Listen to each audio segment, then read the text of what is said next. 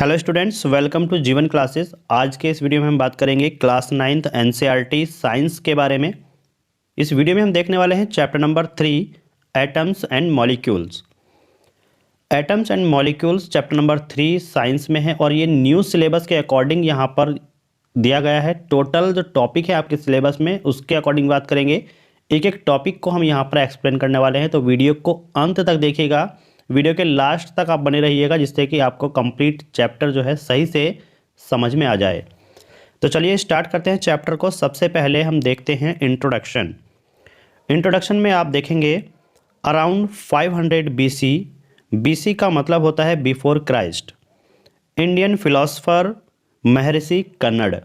Maharshi Kanad postulates the theory if we go on dividing matter को उन्होंने बोला था पदार्थ। We will obtain smallest particle beyond which further division can not be possible which is known as paramanu. Around 500 BC, लगभग 500 BC पर Indian philosopher जो थे महर्षि कन्नड़, उन्होंने पॉस्टुलेट्स का मतलब होता है कि दिया था, क्या दिया था, एक थ्योरी दी थी कि यदि हम एक मैटर को, पदार्थ को डिवाइड करते जाएं तो हम जो है पाते हैं कि एक स्मॉलेस्ट पार्टिकल हमें मिलेगा और वो पार्टिकल्स वो होगा कि जिसको हम फर्दर डिवाइड नहीं कर सकते और उसको डिवाइड करना पॉसिबल होगा ही नहीं। तो एक ऐसा पार्टिकल्स मिलेगा हमें कि जिसको हम फर्दर डिवाइड यानी कि और ज़्यादा डिवाइड नहीं कर सकते, तो उसी को उन्होंने क्या बोला था, परमाणु बोला। यानी 500 BC में महर्षि कन्नड़ थे, उन्होंने ये कहा कि जब हम किसी मैटर को यानी किसी पदार्थ को डिवाइड करते जाते हैं तो एक पार्टिकल्स हमें ऐसे मिलता है जिसको हम फर्दर डिवाइड नहीं कर सकते और ज़्यादा डिवाइड नहीं कर सकते, तो वही क्या कहलाता है, परमाणु कहलाता है। अब उसके बाद ये तो थे इंडियन फिलोसफर, तो उसके बाद एंशिएंट ग्रीक फिलोसफर आए जिनका नाम था डेमोक्रेटस एंड ल्यूकिपस। उन्होंने क्या कहा, इस पार्टिकल्स को जो महर्षि कन्नड़ ने परमाणु नाम दिया था उस पार्टिकल्स को उन्होंने एटम्स कहा। तो इन नाम को याद रखिएगा कि ग्रीक फिलोसफर थे डेमोक्रेटस और ल्यूकिपस। इन्होंने उस परमाणु को एटम्स नाम दिया और एटम्स कहते हैं इंग्लिश में और हिंदी में उसको परमाणु बोला जाता है। अब डेमोक्रिटस और ल्यूकिपस के बाद एक साइंटिस्ट आए, एंटोइन एल लेवोशियर, जिनका नाम था एंटोइन लॉरेंट डी लेवोशियर। इनका नाम याद रखिएगा, इन्हीं को फादर ऑफ केमिस्ट्री कहा जाता है। फादर ऑफ केमिस्ट्री कहा जाता है, चैप्टर नंबर 1 में हमने देखा था। तो यहाँ पर Antoine Laurent de Lavoisier laid the foundation of chemical sciences by establishing two important laws of chemical combination। यहाँ पर एंटोइन एल लेवोशियर ने केमिकल साइंस की नींव रखी और उन्होंने 2 लॉज दिए जिनका यूज़ होता है केमिकल कॉम्बिनेशन में। तो केमिकल कॉम्बिनेशन में उन्होंने 2 लॉज दिए, तो वे क्या क्या लॉ थे आइए देखते हैं। Laws of chemical combination. This law established after the experiment by Lavoisier and Joseph L Proust. जो केमिकल कॉम्बिनेशन के लॉज दिए थे वो 2 साइंटिस्ट थे जिन्होंने इस पर एक्सपेरिमेंट किया और ये लॉ दिए। एक का नाम था Laurent de Lavoisier, Antoine Laurent de Lavoisier, और सेकंड थे जोसेफ एल प्रॉस्ट। तो इन्होंने केमिकल कॉम्बिनेशन के लिए कुछ लॉज दिए थे।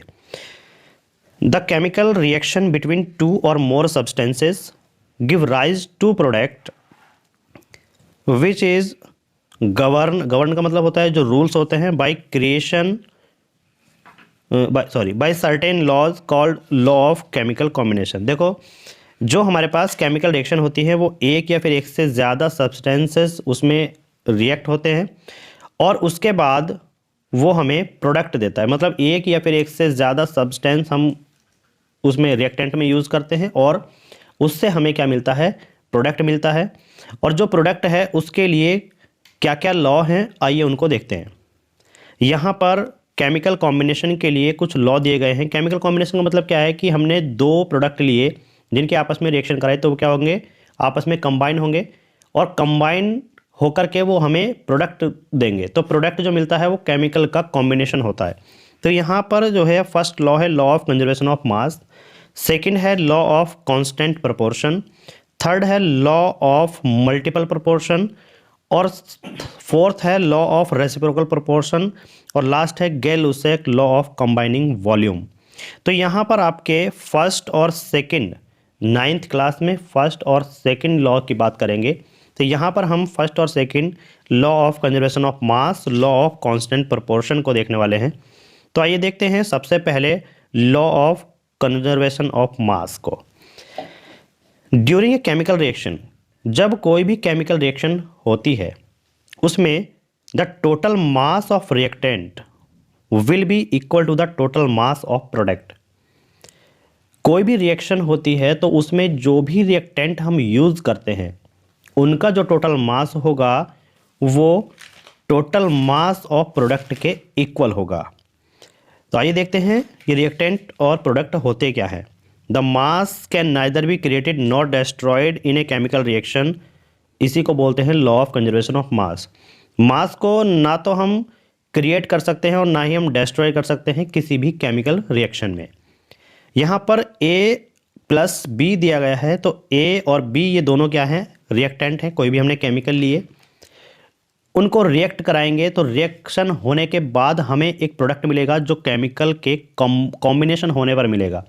केमिकल एक दूसरे से कंबाइन होंगे, उनका कॉम्बिनेशन बनेगा, कॉम्बिनेशन होने पर एक प्रोडक्ट मिलता है जिसको नाम दिया गया AB। तो जो भी रिएक्शन होने से पहले केमिकल्स को हम लेते हैं वो होते हैं रिएक्टेंट्स। रिएक्शन के बाद जो भी हमें मिलता है वो मिलता है प्रोडक्ट की फॉर्म में। ओके, रिएक्शन से पहले जो भी केमिकल्स हम यूज़ करते हैं उनको रिएक्टेंट बोला जाता है। रिएक्शन के बाद जो हमें मिलता है वो होते हैं प्रोडक्ट। तो इनको याद रखिएगा।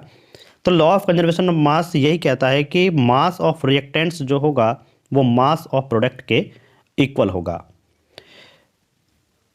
यहाँ पर आप देखिए mass of element A, mass of element B, दोनों को अगर हम सम कर दें तो ये मास ऑफ प्रोडक्ट AB के इक्वल हो जाता है। नेक्स्ट हमारे पास लॉ ऑफ कांस्टेंट प्रोपोर्शन था। तो यहाँ पर law of constant proportion second law है। इसको देखते हैं। इन ए केमिकल रिएक्शन या substances the elements are always present in definite proportion by mass. देखिए, केमिकल रिएक्शन में जो भी सब्सटेंस या फिर एलिमेंट प्रेजेंट होंगे वो ऑलवेज एक कांस्टेंट प्रोपोर्शन में होंगे। मतलब क्या है, देखिए जैसे वाटर में फॉर्मूला देखते हैं H2O, वाटर का फॉर्मूला होता है H2O। तो वाटर में जो रेशो होगा, ratio of mass of hydrogen to the mass of oxygen is always 1:8। कैसे, देखिए ऑक्सीजन का एटॉमिक नंबर होता है 8। अभी एटॉमिक नंबर की बात आगे करेंगे, atomic number, mass number, valency, ये सभी हम आगे बात करने वाले हैं। तो अभी केवल फिलहाल ये देखिएगा कि एटॉमिक नंबर जो है वो ऑक्सीजन का 8 होता है और एटॉमिक नंबर हाइड्रोजन का 1 होता है। तो यहाँ पर हाइड्रोजन 1 होगा एटॉमिक नंबर और ऑक्सीजन होगा एटॉमिक नंबर 8। तो कैसे, आइए देखिएगा। For example 18 gram of H2O, तो 18 ग्राम ऑफ H2O में 2 ग्राम हाइड्रोजन है और 16 ग्राम क्या है, ऑक्सीजन है। 2 ग्राम हाइड्रोजन और 16 ग्राम ऑक्सीजन। कांस्टेंट प्रोपोर्शन को कैसे देखेंगे कि मास of hydrogen by mass of oxygen. तो मास ऑफ हाइड्रोजन होगा 2, मास ऑफ ऑक्सीजन होगा 16, तो यहाँ पर आ जाएगा 1/8। इसी तरीके से अगर हम देखें 36 ग्राम ऑफ हाइड्रोजन और ऑक्सीजन, यानी कि 36 ग्राम ऑफ वाटर में 4 gram of hydrogen plus 32 gram of oxygen. तो यहाँ पर 4 ग्राम ऑफ हाइड्रोजन, इनके हाइड्रोजन बाय ऑक्सीजन। तो हाइड्रोजन का मास और ऑक्सीजन का मास दोनों का रेशो निकालेंगे तो 1/8 होगा। यानी हम कितना भी वाटर ले लें उसका अगर हम प्रोपोर्शन बाय मास निकालेंगे तो वो 1:8 ही आएगा ऑलवेज। ओके, इसी तरीके से नेक्स्ट एग्जाम्पल अगर देखें तो 9 gram of water 1 gram of hydrogen होगा और 8 ग्राम ऑफ ऑक्सीजन होगा। तो अगर हम दोनों को प्रोपोर्शनलिटी में रखें तो प्रोपोर्शनलिटी में रखने पर देखना होता है कि 1/8 ही आना है। तो जो भी हमारे पास वाटर है उसमें ऑलवेज हाइड्रोजन और ऑक्सीजन का जो रेशो होता है वो 1/8 होता है, 1:8 होता है। इसको आप याद रखिएगा। कहीं पर भी अगर आपसे ये कोई पूछे कि कांस्टेंट प्रोपोर्शन बाय मास के अकॉर्डिंग हमें ये बताइए कि वाटर में हाइड्रोजन और ऑक्सीजन का रेशो कितना होता है, तो आप बताइएगा कि 1:8 होता है। कितना होता है? 1:8। तो this verify law of constant proportions as the ratio of mass of hydrogen to oxygen is always same. कहीं पर भी वाटर है, चाहे आप वहाँ से कोई रिवर है वहाँ से आप वाटर लीजिएगा या फिर कोई प्यूरीफायर है वहाँ से आप वाटर लीजिएगा। प्यूरीफाई वाटर में या फिर कोई जिसमें बहुत ज़्यादा जैसे कहीं का भी आपने पानी उठा लिया और एक प्यूरीफाई है, तो वहाँ दोनों में हम देखेंगे कि वो है तो वाटर ही, पर दोनों के जो मॉलिक्यूल्स हैं वो दोनों ही ऑलवेज कांस्टेंट प्रोपोर्शन में होंगे और वो प्रोपोर्शन होगा 1:8 का। अब यहाँ पर नेक्स्ट में these laws lacked explanation hence John Dalton gave his theory about the matter. जो जॉन डाल्टन ने मैटर के बारे में एक थ्योरी दी थी, ये लॉ उसको एक्सप्लेन नहीं करता। कुछ कमियां हैं इस लॉ में जो जॉन डाल्टन की थ्योरी को ये एक्सप्लेन नहीं कर पाए। ही सेड, तो थ्योरी जो कहती है वो ये कहती है कि smallest particle of matter is called atom, कि जो सबसे छोटा पार्टिकल है मैटर का वो क्या है? एटम है। सबसे छोटा पार्टिकल्स, डाल्टन ने ये कहा था कि मैटर का सबसे छोटा पार्टिकल्स एटम होता है, एटम से छोटा कोई पार्टिकल्स नहीं होता। आइए देखते हैं डाल्टन्स ने मैटर्स के बारे में और क्या कहा था। Every matter is made up of very tiny और स्मॉल पार्टिकल्स कॉल्ड एटम। कोई भी मैटर हो वो बहुत छोटे छोटे पार्टिकल्स से बना हुआ होता है और उन छोटे पार्टिकल्स को ही एटम बोला जाता है। Atoms are not divisible and can not be created और destroyed in a chemical reaction. Atoms ना तो डिवाइड किया जा सकता है और उसको ना ही हम क्रिएट कर सकते हैं ना ही हम डिस्ट्रॉय कर सकते हैं।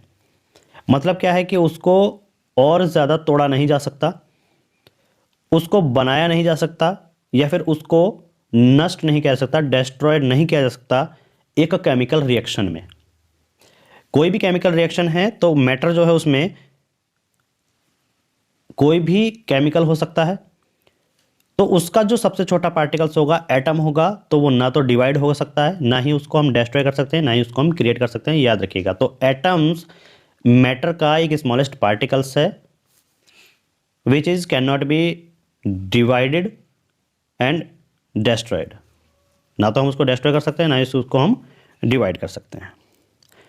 All atoms of a given element are same in size, mass and chemical proportion या फिर प्रॉपर्टीज।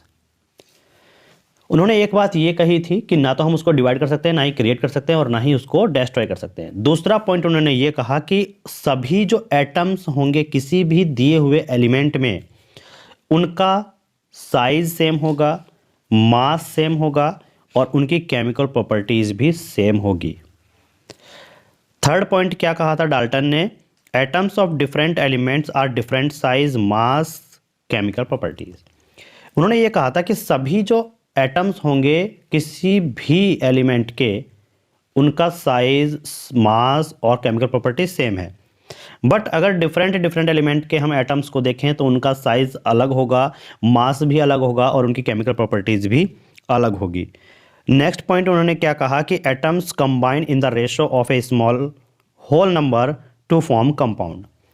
जब एटम्स आपस में मिलकर के एक कंपाउंड बनाते हैं तो उनका रेशो जो होगा वो होल नंबर में होगा। होल नंबर का मतलब क्या होता है? एक complete number. Whole number which is a complete number. Complete number का मतलब ये है कि अगर एटम्स को लिया जाए तो वो नंबर्स में होगा, 1 2 3 4 5 6 इस तरीके से एटम्स होंगे। कभी भी आप 0.5 0.9 0.2 एटम्स ऐसे नहीं ले सकते। तो यहाँ पर 0.5 0.6 0.9 0.5 इस तरीके से एटम्स को नहीं लिया जाएगा। ऑलवेज कभी भी हम एटम्स कंबाइन करते हैं तो उसका रेशो जो होता है एक होल नंबर होता है। जैसे हाइड्रोजन 2 और ऑक्सीजन 1 अगर इन दोनों कंबाइन करते हैं तो हमारे पास वाटर मिलता है। तो एक होल नंबर में ही कंबाइन होंगे, कभी भी आप आधा एटम नहीं ले सकते। नेक्स्ट उन्होंने कहा था the relative number and kinds of atoms are constant in a given compound. जो भी रिलेटिव नंबर होंगे, काइंड्स ऑफ एटम यानी कि अलग अलग एटम्स के, डिफरेंट डिफरेंट एटम्स के, वो कांस्टेंट होंगे एक कंपाउंड में। ठीक है, एक कंपाउंड में। तो डाल्टन ने ये कहा था। अब उन्होंने एटम्स की जो डेफिनेशन दी थी, आप सभी जान गए हैं कि एटम्स की डेफिनेशन क्या होती है। Atoms are smallest particles of an element which can take part in a chemical reaction. Chemical reaction में जो भी हम एटम्स को लेते हैं वो एक मैटर का सबसे छोटा पार्टिकल्स होता है। Always are very small, atoms are very small and which can not be seen even through very powerful microscope. Atoms जो है वो बहुत छोटा होता है जिसको हम पावरफुल माइक्रोस्कोप की हेल्प से भी नहीं देख सकते। और कितना छोटा होता है? जो एटम है उसकी रेडियस होती है नैनोमीटर में, और नैनोमीटर होता है 10⁻⁹ metre. 1 nanometre equal to 10⁻⁹ metre. तो आप देखिएगा कि 0 पॉइंट और यहाँ पर पॉइंट लगाने के बाद हम 8 0 लगाएंगे और बाद में हम 8 0 लगाने के बाद यहाँ पर 9 लिखेंगे। तो इतना छोटा एक एटम का साइज होता है, यानी कि उसकी रेडियस होती है। ओके, तो इसलिए ये बहुत ही ज़्यादा छोटा होता है जिसको हम डिवाइड नहीं कर सकते। अब याद रखिएगा कि जो भी रेडियाई होती है, रेडियाई का मतलब होता है रेडियस किसकी? एटम्स की। देखिए हाइड्रोजन का जो एटम होता है उसकी रेडियस होती है 10⁻⁻10। मॉलिक्यूल्स ऑफ वाटर, वाटर का एक मॉलिक्यूल यानी कि H2O अगर हम लें तो उसकी जो रेडियस होती है वो होती है 10⁻⁹ मीटर। हीमोग्लोबिन मॉलिक्यूल्स, उसकी रेडियस 10⁻8 मीटर। सैंड ग्रेन्स यानी कि जो एक रेत का दाना होता है उसका जो रेडियस है 10⁻⁴ है। एंट होती है तो उसका एक मॉलिक्यूल देखें तो 10⁻²। वाटरमेलन, उसका एक मॉलिक्यूल 10⁻1 मीटर का होता है। तो इनको आप याद रखिएगा, एग्जाम्पल होंगे। अब यहाँ पर आप देख सकते हैं कि जो ये एक स्ट्रक्चर है एटम की, कि ये जो आप देख रहे हैं ना, ये है सेल, ये एटम की सेल है। और यहाँ पर जो सेंटर में है ये है आपका न्यूक्लियस, और न्यूक्लियस में आपके दो हैं प्रोटॉन और न्यूट्रॉन। और ये जो सेल हैं ये कहलाती हैं इलेक्ट्रॉन ऑर्बिट। और यहाँ पर जो ये पॉइंट वाइज हैं ये आपको दिखाई दे रहे हैं, ये है इस सेल में इलेक्ट्रॉन जो इसके चारों तरफ घूमते हैं। ओके, अब यहाँ पर है modern day symbol of element. देखिए आगे के दिनों में जो भी रिसर्चेस हुई उसमें कुछ सिंबल सामने आए और वे सिंबल ऐसे थे जो काफ़ी ज़्यादा डिफ़िकल्ट थे। तो आइएगा डाल्टन ने आगे जा कर के इन एलिमेंट्स को क्या सिंबल्स दिए। Dalton was the first scientist to use the symbols for element. Dalton ऐसे पहले साइंटिस्ट थे जिन्होंने एलिमेंट्स के लिए सिंबल्स का यूज़ किया। तो यहाँ पर कुछ सिंबल्स दिए गए हैं जो आपको स्क्रीन पर दिख रहे हैं कि हाइड्रोजन का एक सिंबल था जो एक सर्कल बना करके बीच में एक पॉइंट लगा दो तो वो हाइड्रोजन कहलाएगा। कार्बन एक ब्लैंक सर्कल होगा जो कार्बन का साइन होगा। ऑक्सीजन में आप देख सकते हैं, तो यहाँ पर अगर हम इस तरीके से इसको फिल कर दें तो ये हो जाएगा ऑक्सीजन। फास्फोरस का साइन आप देख सकते हैं, sulphur, iron, copper, lead, silver, gold, platinum, ये प्लेटिनम है, और मरकरी। तो ये डाल्टन ने साइन दिए थे, लेकिन आप देख सकते हैं काफ़ी ज़्यादा डिफ़िकल्ट है।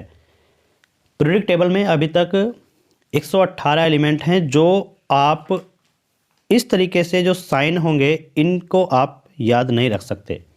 ठीक है, ये बहुत ज़्यादा डिफ़िकल्ट हो जाते हैं। तो इस डिफ़िकल्टी को दूर करने के लिए एक साइंटिस्ट आए जिनका नाम था बर्जीलियस।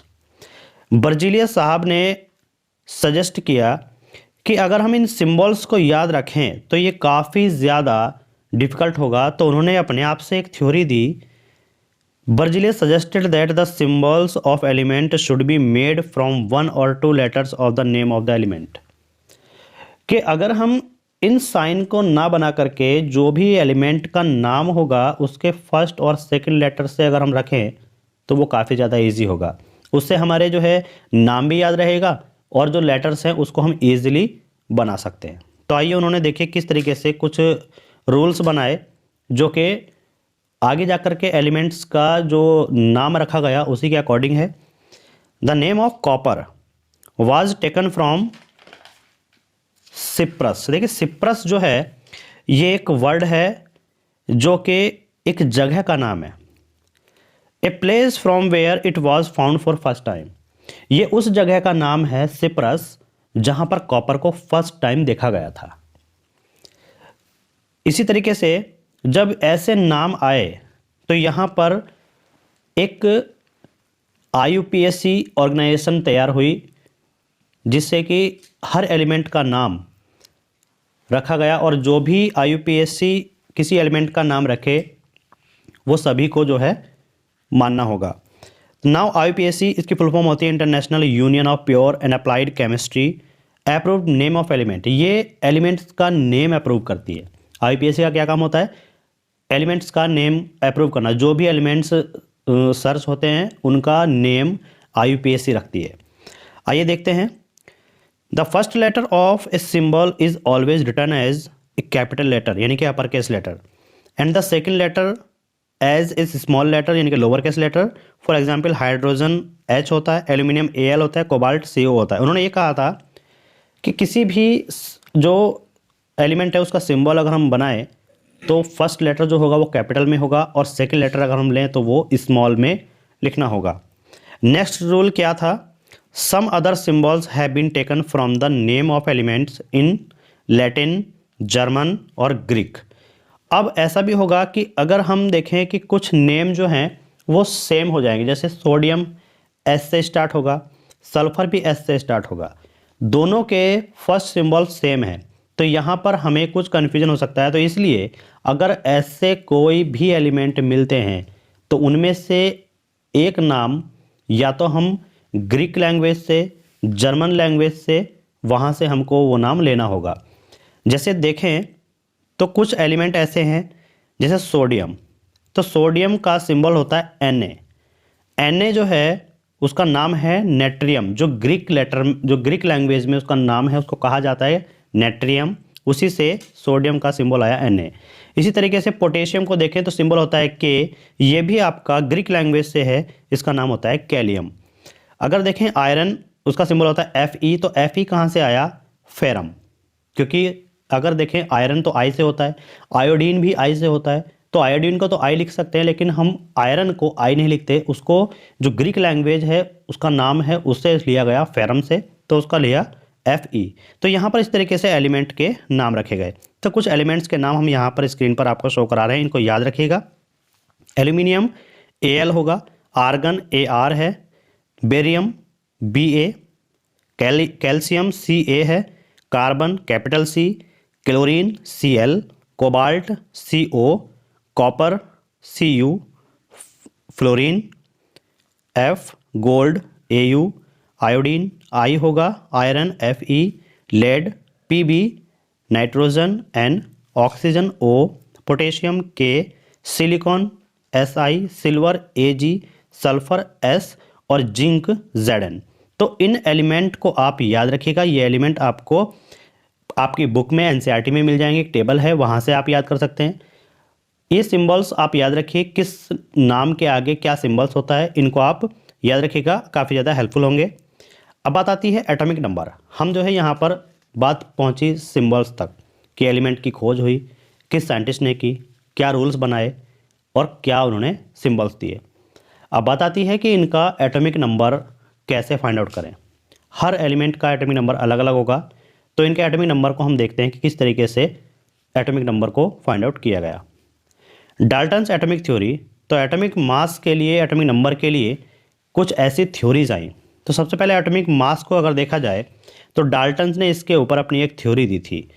तो Dalton's atomic theory propose the idea of atomic mass which explain the law of constant proportion so well. देखिए एटॉमिक मास जो है वो डाल्टन ने अपनी थ्योरी में ऐसा एक्सप्लेन किया कि एक आइडिया दिया एटॉमिक मास का जो कि एक्सप्लेन करेगा कांस्टेंट प्रोपोर्शन लॉ को बहुत अच्छे तरीके से, सो वेल यानी कि बहुत अच्छे तरीके से लॉ ऑफ कांस्टेंट प्रोपोर्शन को वो एक्सप्लेन करता है। कैसे? फर्स्ट पॉइंट है the mass of an atom of an element. किसी भी एलिमेंट के एटम का जो मास होगा is called its atomic mass, वही उसका क्या कहलाएगा? एटॉमिक मास होगा। यानी कि एक एलिमेंट है, उसका एक एटम है, तो उसका जो मास होगा वो एटॉमिक मास कहलाएगा। इन 1961 IUPAC have accepted atomic mass unit U to express atomic and molecular mass of elements R and compounds। देखिए 1961 में IUPAC ने भी एक्सेप्ट कर लिया कि एटॉमिक मास यूनिट को हम क्या लिखेंगे? U लिखेंगे, जो कि एटॉमिक और मॉलिक्यूल का जो मास है वो एक्सप्लेन करता है, मतलब उसको हम लिख सकते हैं।